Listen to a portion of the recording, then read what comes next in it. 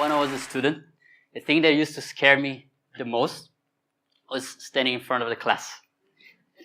So this looks way more scary than a big classroom. I think I'll be fine. And there was a second thing that scared me the most when I was a student. It was that I had no idea what I wanted to do with my life once I graduated. I knew I had this question that, what is the work that I can do that is meaningful for me, that resonates to who I really am, that's where I can apply my passions and the things that I'm good at. But I was really struggling with this question because the reality is that I didn't even know what I was good at. So what I did, I started to get involved with different projects outside of school to try different things to see what is it that I like. And I come from a very beautiful city in Brazil called Rio. And like Hanoi, we have a lot of challenges there that are so obvious, they're so in your face that you just can't ignore them.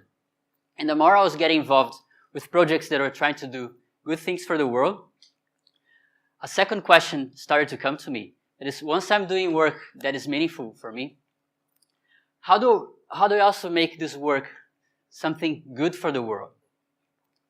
And for me, in an ideal world, these kind of questions would be addressed in school. But I wasn't finding it there. And actually, I think school was making it even harder for me to find my answer to those questions. I need to recognize that the way that the educational system has helped people live better lives in the last centuries. Yes.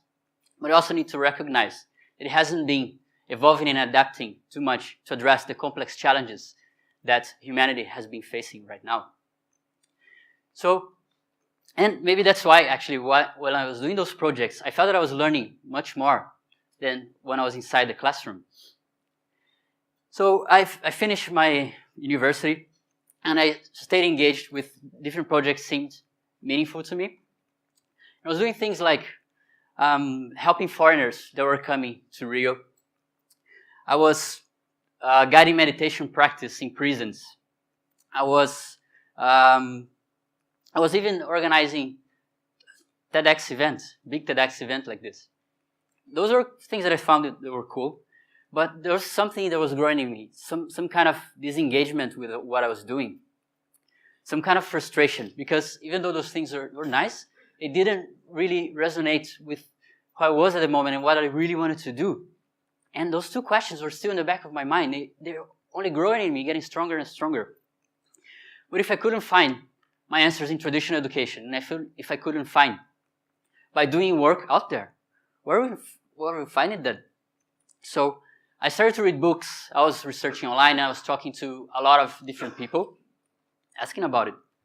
And I struggled for years until I heard for the first time about a different kind of education. I heard a guy that was coming from Sweden, and he told me about this amazing masters in leadership for sustainability there. And I heard from somebody telling me about this amazing business school in the Netherlands where the students would design their whole curriculum. And I was like, oh my God, I didn't know this was even possible. And I was researching, okay, there is a different kind of education. I was researching, and I made a big list of a lot of different schools around the world. And I was so inspired and so hooked that in less than 2 years, I had studied at 2 of those schools. And I have to say that those schools really completely transformed my life. What those schools were doing, they were getting people like me and many others who had a very strong passion for doing something good. And they're supporting them with the knowledge, with the experiences, with the skills, and with the support to become the kind of leaders that the world needs. And when I was there, I even realized that some people have some definition for what this education is. Some like to call it alternative education, but I prefer much more the term transformative education. And the more I was experiencing this kind of transformative education, I was asking myself, but why isn't this kind of education mainstream? Why isn't it more popular? Why all those people like me and many others who want to do something good for the world need to struggle so much to find out what is their work and how to make it as something good? So while I was studying, doing my master's at one of those schools, my thesis mates and I, we decided to do something about it. So we decided to then talk to some of those schools, talk to their founders, to facilitators, to students, to alumni, and also some great experts in the field. And we wanted to know what does it make those schools so special, so transformative? And how can we give guidance for people who also want to design their own transformative education? And we learned a lot through that. And what I wanted to share with you today is what I think that helped me a lot to find my own answers to those two important questions that I had at the beginning of what's my work and how do I make it something good. And what those schools do is that they develop 3 key capacities in their learners. They help them develop those capacities. And those, I believe, are capacities that everyone who wants to be a good leader for this world needs to develop. They are the capacities of knowing, of being, and doing. But what do these capacities mean, and why are they so important? I'll start with the capacity of knowing. The capacity of knowing is about understanding what's happening in our world, how things are interconnected, and what is the impact that we have in the world whenever we take any kind of action and when we don't take action. It's a capacity that is related to topics like sustainability, systems thinking, social innovation, and also to different approaches to leadership, to economics than what is mainstream in our world right now. And this capacity is really important for big decisions that we take in our organizations, for making new strategies, but it's also very important for small everyday decisions that we take in our lives. Like what kind of products do we buy? And I have an own example for myself here, is that in Brazil we have in many areas problems with water shortage. So we learn in school, we're taught in school, that you should take showers really quick and you should use as little water as possible, and that's what I've been doing. But then at some point I was confronted with this term called water footprint.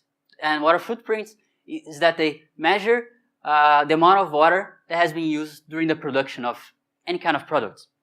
And I was then looking at products that I used to use a lot.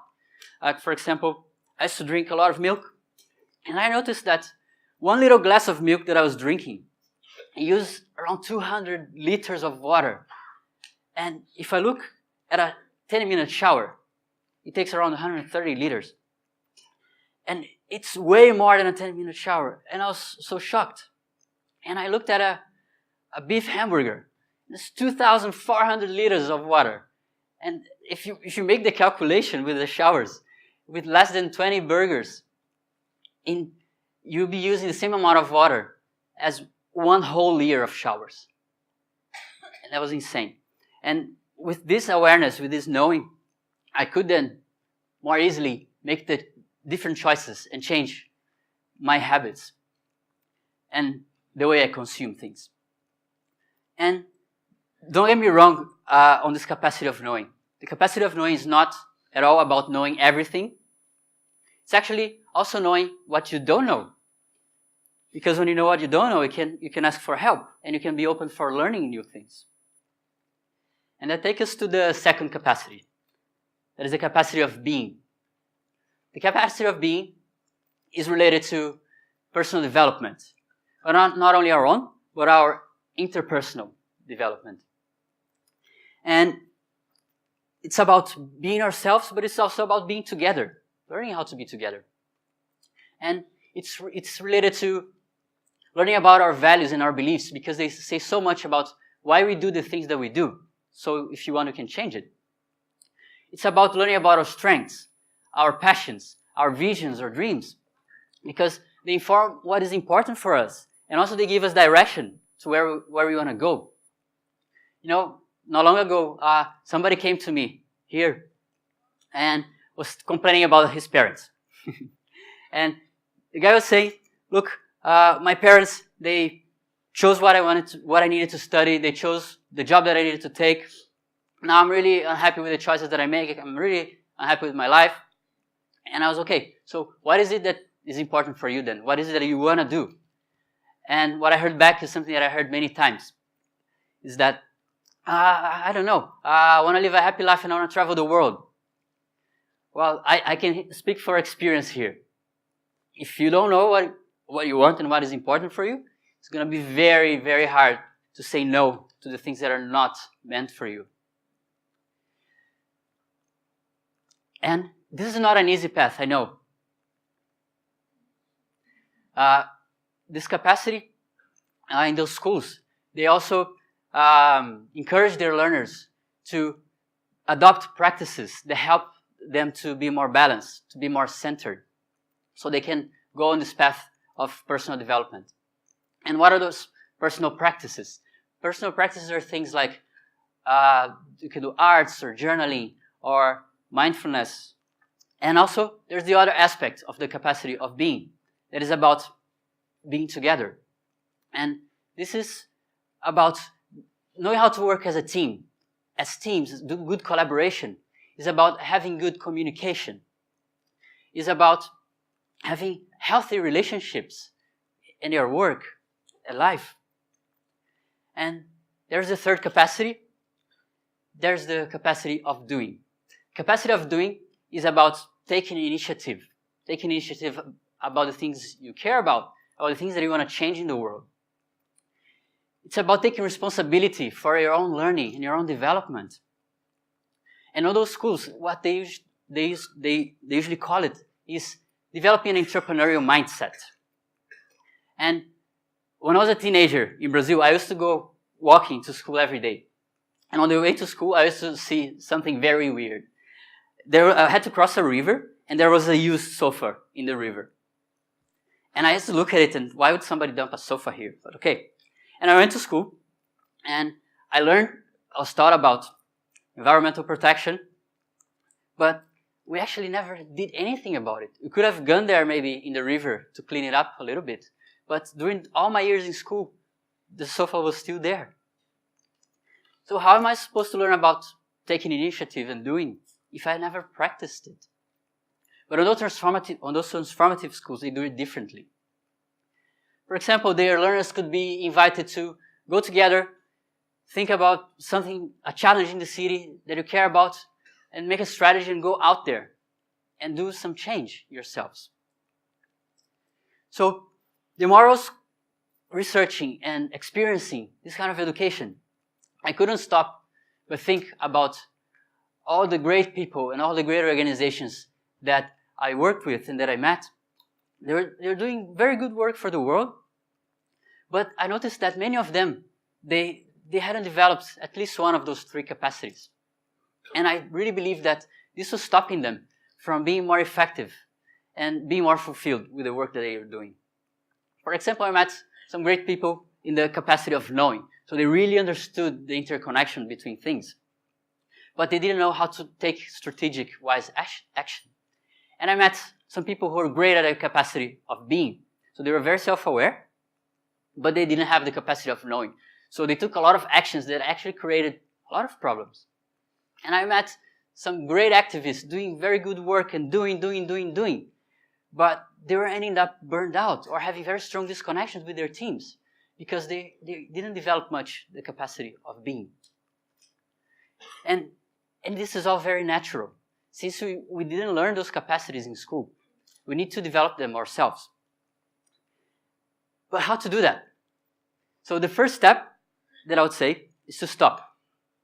Stop and reflect on those three capacities and see which ones you think you're good at and what are the ones that you could further develop.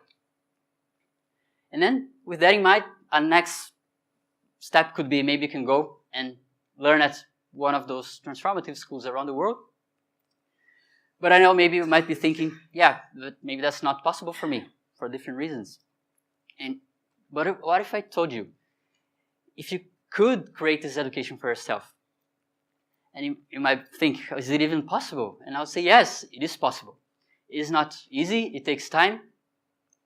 And actually, even if you went to one of those schools, transformation and development of those capacities is not guaranteed because it really comes from your own attitude as a learner. But how would you do that? So we looked at those schools And we realized that there are two key elements that they apply in their learning that makes the transformation and development of those capacities much more likely. And the first element is creating challenges, different challenges, especially challenges to the learners' values and beliefs, so they can question the way that they see the world. And they do it in many different ways. Like, for example, inviting all kinds of diversity to the learning. So they welcome people from many different countries, different cultures, different ages, different backgrounds. They ask questions that are provocative, that are challenging, that make people think in ways they never thought of before. And they have methods that engage the whole body in the learning, not only the brain. You could maybe learn about leadership through dancing tango. And they also invite real life to the learning and invite deep reflection to the learning. You could, for example, go spend a few days in nature with a question that is very important to you to find your own answers to it. And even though those schools are very creative in adding challenges to their learning, this is actually something that anyone can do. And even very traditional schools apply many of those challenges. But the second element of those transformative schools that make their education fundamentally different from traditional ones, I believe, is that they create a safe environment for learning, a safe space. What do I mean with that? Safe space is a place where anyone can make mistakes without being judged, where a strong and supportive community of learners can be formed. It's a place where unlearning can happen, because we have learned so many things in traditional education that actually don't serve our own growth and our own development, and don't serve our world. And also it's a place where intrinsic values can be practiced. And what are those values? Those are values like care, like love, like trust, like openness, like respect.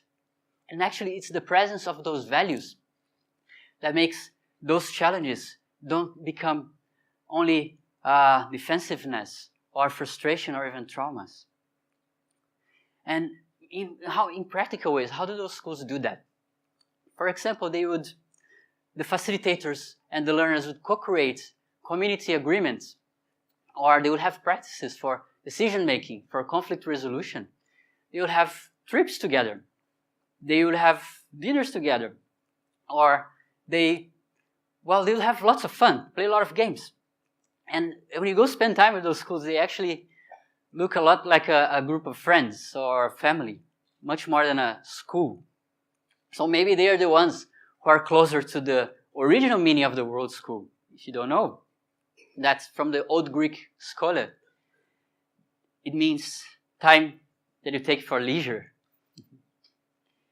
So now that we have learned about those three capacities and two elements that make the development of them much more likely, so what's next? Well, I could give you a list of books or workshops, online courses you could do, or actions you could take that could help you develop those capacities. But I'm going to do something that I think is much more meaningful. Let's give you an invitation. It's an invitation for seeing life in a different way. It's for seeing life as a transformative learning journey. And what do I mean with that? Well, what those schools do is that they get life with all its complexity, with its challenges, with its beauties, and they invite it into their learning, which is very different from what traditional education does, that they separate it. So the invitations that do the other way around. So if you look at life as a transformative learning journey, we can look at all those challenges that come to us as great opportunities for growth, for learning. And we can look at all the people that cross our path as people that could be a potential co-learner, and our families, our friends, our mentors. We can create our own safe spaces with them and learn together. And that's a very beautiful way of living life, I believe. That's how I've been living in the last years and walking my path. And I would like to invite you to walk with me so maybe we can learn together. Thank you.